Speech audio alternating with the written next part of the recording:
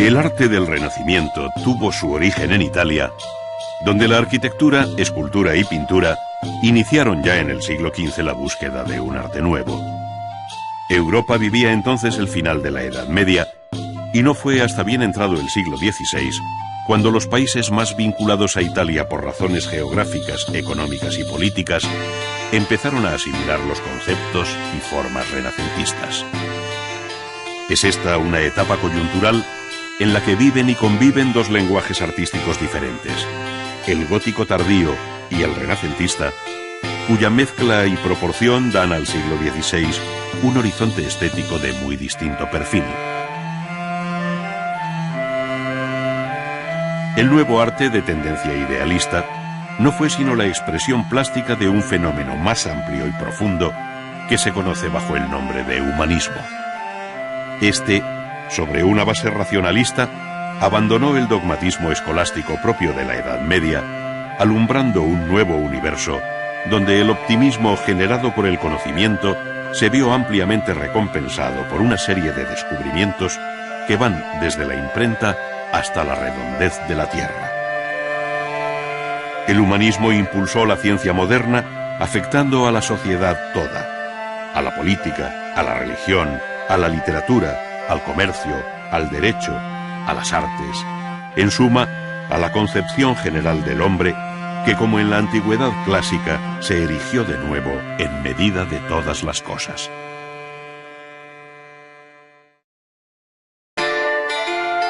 La recepción del arte italiano en Europa fue muy desigual,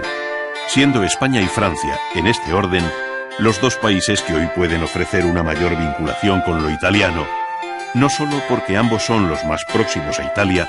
sino porque los dos tuvieron allí comunes intereses políticos, desde Nápoles hasta Milán, en bélicas alianzas y desencuentros con el papado. Recuérdese la derrota de Francisco I de Francia en la batalla de Pavía por Carlos I de España y V de Alemania, así como el posterior saqueo de Roma por el emperador en 1527, fecha esta que tuvo una marcada repercusión en la génesis y difusión del arte romano dentro y fuera de Italia.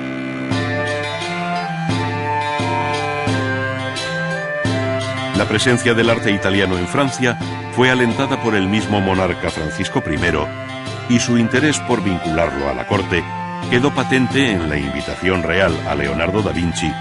quien pasó los últimos años de su vida en Amboise, uno de los bellos castillos entre medievales y renacientes que jalonan el curso del río Loire. También fue llamado Andrea del Sarto, que fue recibido por el rey en el palacio de Fontainebleau, por donde igualmente pasarían otros pintores italianos como Rosso y Primaticcio, que dejaron allí una notable obra decorativa. En estos châteaux, verdaderos palacios en medio de una generosa naturaleza, se llegó a crear bajo Francisco I un peculiar estilo que, sin dejar de ser francés, daba entrada a formas y modos de origen italiano en una festiva y atrayente mezcla.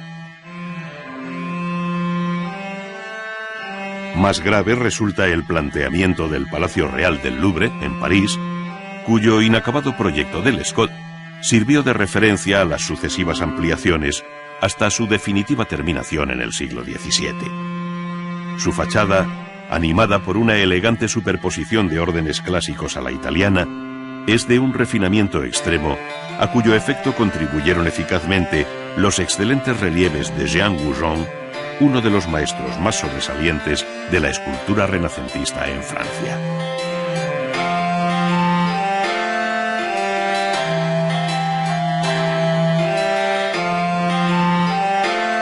El interés por el desnudo y los modelos clásicos dieron al arte francés de la corte de Francisco I un sello de inconfundible personalidad en el contexto europeo. La estrecha relación política entre España e Italia en el siglo XVI favoreció igualmente la formación de un renacimiento español que conoció a lo largo del siglo formulaciones muy diferentes. Así, en el campo de la arquitectura, surgió en el primer tercio del siglo el llamado plateresco, nombre que revela el carácter decorativo de la piel que ahora envuelve y oculta las soluciones constructivas de tradición gótica. Este virtuosismo ornamental, del que Salamanca ofrece los ejemplos más acabados en las fachadas, portadas, patios y claustros de sus edificios universitarios, palacios, iglesias y conventos, fue cediendo el paso a un mayor equilibrio entre arquitectura y decoración hasta alcanzar una sustancial desnudez al final de siglo con la gran obra del monasterio de El Escorial. La arquitectura española alcanzó aquí su expresión más sólida y abstracta que, inspirada en el mejor arte romano del siglo XVI, lo supera en gravedad para erigirse en lo que sus contemporáneos llamaron la octava maravilla del mundo.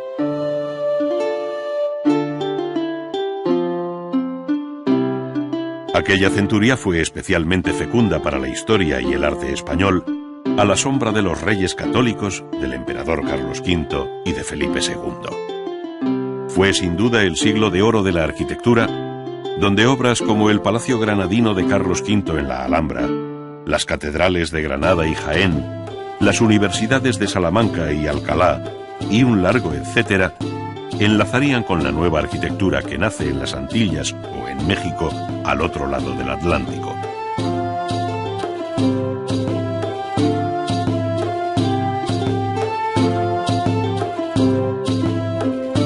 La escultura tuvo igualmente su referente en Italia, desde los mármoles de Fancelli hasta los bronces de los Leoni.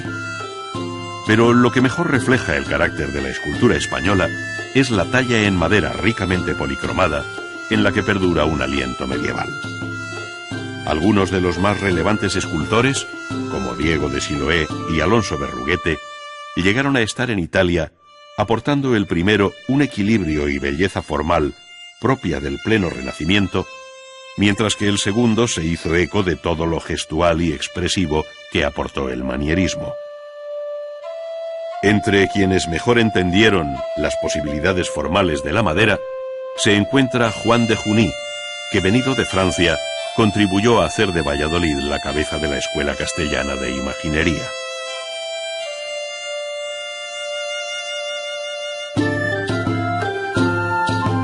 Al mismo tiempo, y en el campo de la pintura, los modelos italianizantes en la línea de Leonardo y Rafael fueron reemplazando a los tipos y composiciones góticas, especialmente evidentes en la escuela valenciana, llegando a surgir maestros con fuerte personalidad propia como Morales el Divino, de muy difícil filiación estética. No obstante, la figura de proyección universal de este siglo fue sin duda Doménicos Theotokópulos, conocido como el Greco, que, nacido en la isla de Creta y formado en Italia, entre Venecia y Roma, fijó su residencia definitiva en España. De su taller en Toledo salieron obras de un extraordinario interés dentro del más acusado manierismo, donde las formas, el color y la luz revelan un genio excepcional con el que se cierra el Renacimiento español.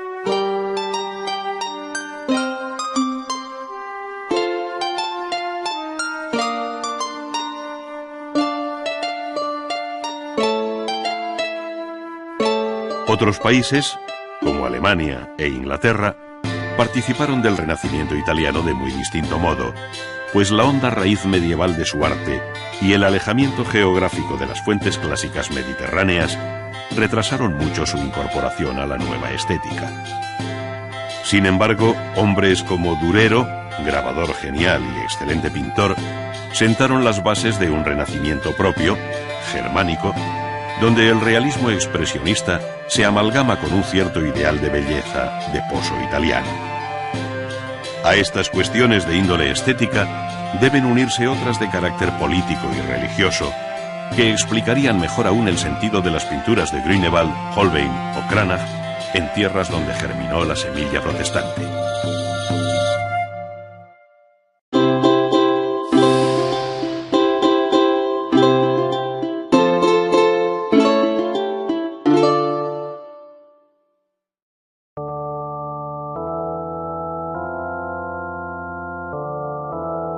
La ciudad de Florencia, capital de la Toscana,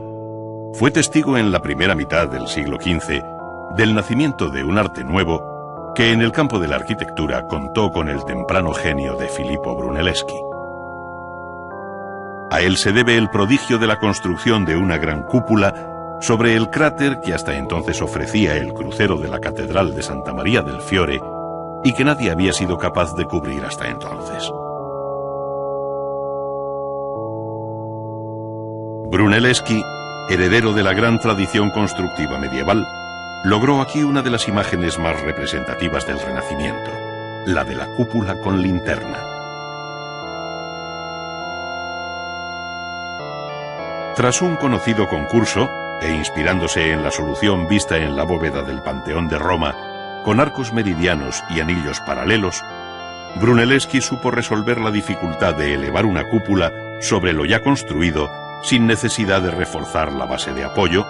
sin cimbra y con una economía de medios y seguridad en su ejecución verdaderamente admirables.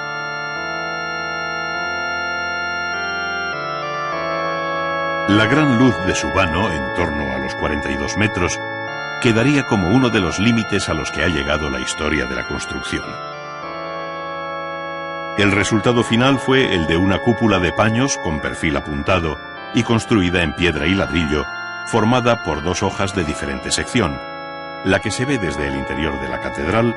y la que se exterioriza dominante sobre el perfil de la ciudad, espacio envuelto y espacio envolvente.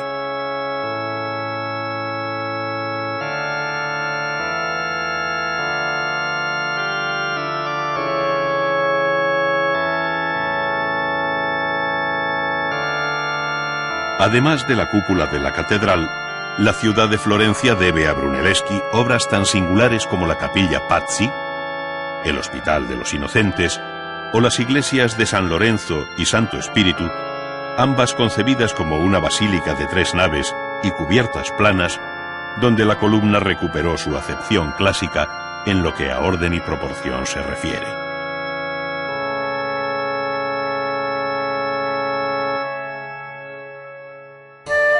Fue efectivamente la composición la que dio a la arquitectura italiana del siglo XV una renovada imagen sobre la base del estudio de las ruinas romanas y de la atenta lectura de los 10 libros de arquitectura de Vitruvio.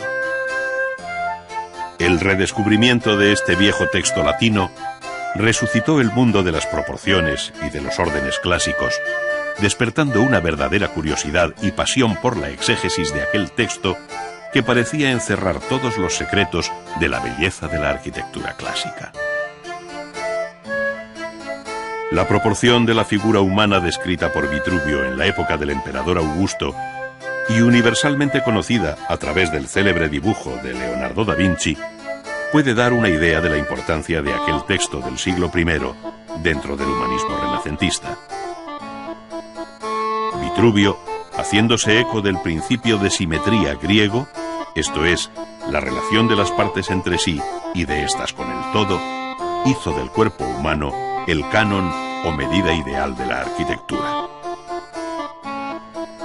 Muchos fueron los artistas que siguieron esta doctrina, dando lugar a una formidable serie de tratados, entre los cuales destaca el De Re Edificatoria, escrito en latín por León Bautista Alberti,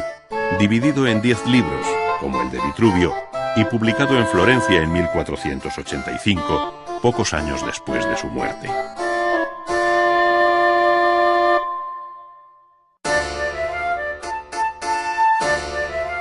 Alberti, uno de los más característicos representantes del humanismo italiano, por su sólida y amplia formación clásica, llevó a la práctica en su obra arquitectónica los modelos de la antigüedad y los principios teóricos de raíz vitruviana. Entre sus edificios destaca la iglesia de San Andrés, en la ciudad de Mantua, la corte de la familia Gonzaga, donde Alberti concibió el templo con un sentido clásico, tanto en su fachada, que convirtió en un arco de triunfo a la romana, como en su interior, de nave única, bajo una imponente bóveda de cañón con casetones que rivaliza con la arquitectura romana por su grandeza y unidad espacial. Se superaba así el esquema basilical de las iglesias de 3 naves, como aún las concibió Brunelleschi, convirtiéndose San Andrés de Mantua en el modelo que repetiría más adelante la arquitectura de la Contrarreforma. Dentro de la arquitectura religiosa del Renacimiento, la figura de Donato Bramante desempeña un papel crucial, tanto como enlace cronológico y conceptual entre los siglos XV y XVI, como por su traslado a Roma, donde hizo, entre otras obras, el templete de San Pietro in Montorio y sobre todo el gran proyecto para la iglesia de San Pedro, por encargo del Papa Julio II. El pequeño templete de San Pietro fue costeado por los reyes católicos y construido en los primeros años del siglo XVI, sobre el lugar en el que la tradición afirma haber sido crucificado San Pedro.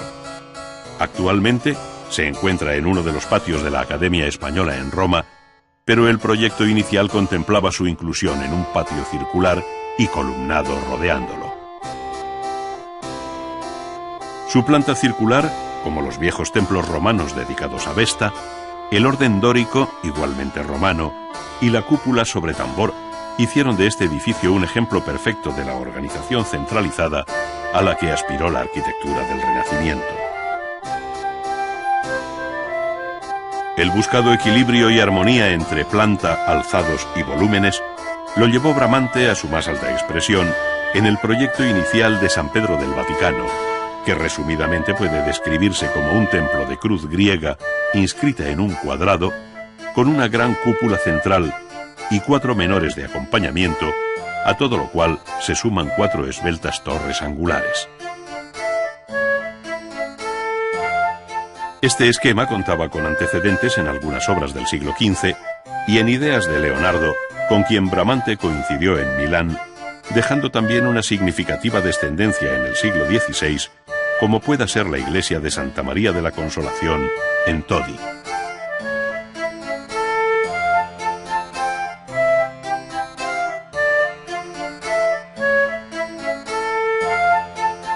Muerto Bramante, las obras de San Pedro pasaron a las manos de Rafael, Peruzzi, San Gallo el Joven, Miguel Ángel y Carlo Maderna, quienes introdujeron cambios sustanciales respecto a la idea de Bramante. Estas modificaciones significaron un paulatino alejamiento de los modelos de ideal geometría para volver a la disposición longitudinal y planta de cruz latina expresamente exigidas por la Contrarreforma, tanto por su significado y simbolismo como por responder a una nueva escena litúrgica emanada del Concilio de Trento. A este criterio obedecen las iglesias manieristas, como la del Gesù de Roma para los jesuitas, obra de Vignola y fachada de Giacomo della Porta, que en la segunda mitad del siglo XVI recuerda con su nave única y capillas entre contrafuertes la disposición de San Andrés de Mantua.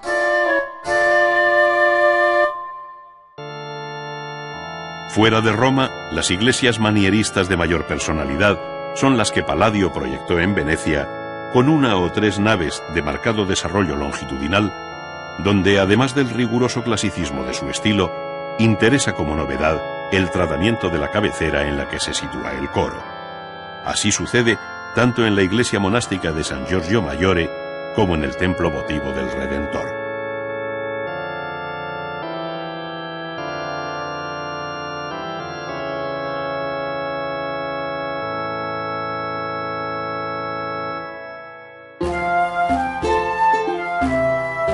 La arquitectura civil conoció igualmente un cambio sustancial durante el Renacimiento, de tal manera que tanto el palacio de ciudad como la villa suburbana llegaron a fijar unos modelos de larga ejemplaridad que fueron más allá del siglo XVI.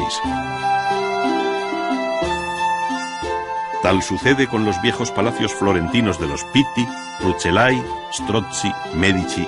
y otros tantos cuyas potentes fachadas de aparejo almohadillado constituyeron el signo externo más expresivo del poder de aquellas familias.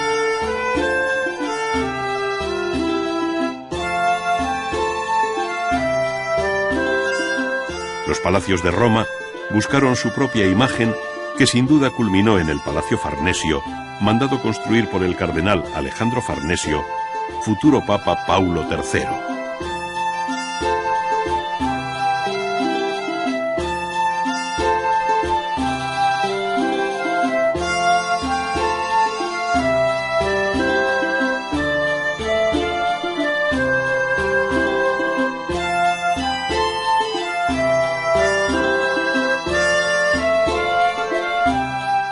Otras ciudades, como Urbino y Mantua, contaron igualmente con magníficos palacios ducales, sin excluir Venecia, que, sobre una concepción muy original, vio surgir sobre el Gran Canal las porosas fachadas de los palacios Vendramín, Corner y Grimani. Las villas suburbanas, acompañadas de amplios jardines, conocieron un espectacular desarrollo en el siglo XVI, ofreciendo Roma varios ejemplos importantes. Sin embargo, fue Andrea Palladio el arquitecto que mejor supo formular la idea de villa suburbana, dotándola en las tierras del Véneto de todos los elementos del lenguaje clásico romano, siendo universalmente conocida su villa rotonda en las inmediaciones de Vicenza.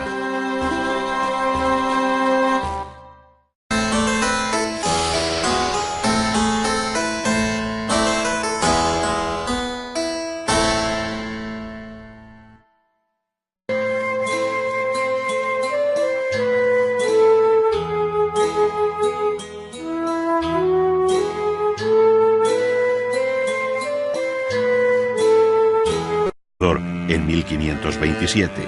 fecha esta que tuvo una marcada repercusión en la génesis y difusión del arte romano dentro y fuera de Italia.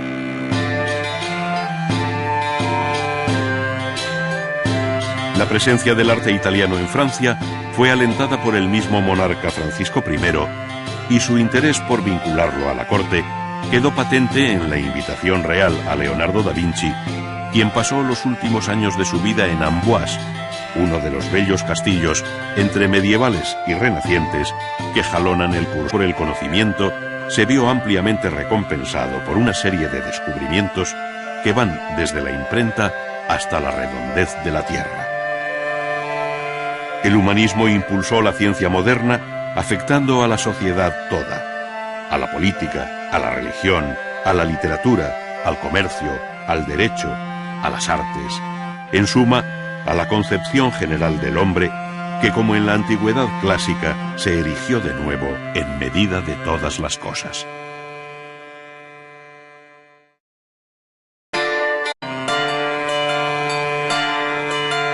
El arte del Renacimiento tuvo su origen en Italia, donde la arquitectura, escultura y pintura iniciaron ya en el siglo XV la búsqueda de un arte nuevo.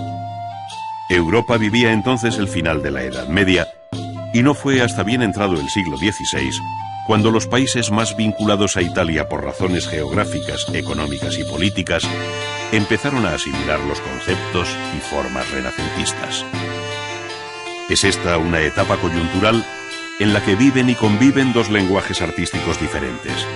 el gótico tardío y el renacentista, cuya mezcla y proporción dan al siglo XVI un horizonte estético de muy distinto perfil. El nuevo arte de tendencia idealista no fue sino la expresión plástica de un fenómeno más amplio y profundo que se conoce bajo el nombre de humanismo. Este, sobre una base racionalista, abandonó el dogmatismo escolástico propio de la Edad Media, alumbrando un nuevo universo donde el optimismo generado. La recepción del arte italiano en Europa fue muy desigual, siendo España y Francia, en este orden, los dos países que hoy pueden ofrecer una mayor vinculación con lo italiano, no solo porque ambos son los más próximos a Italia, sino porque los dos tuvieron allí comunes intereses políticos, desde Nápoles hasta Milán, en bélicas alianzas y desencuentros con el papado. Recuérdese la derrota de Francisco I de Francia en la batalla de Pavía por Carlos I de España y V de Alemania, así como el posterior saqueo de Roma por el emperador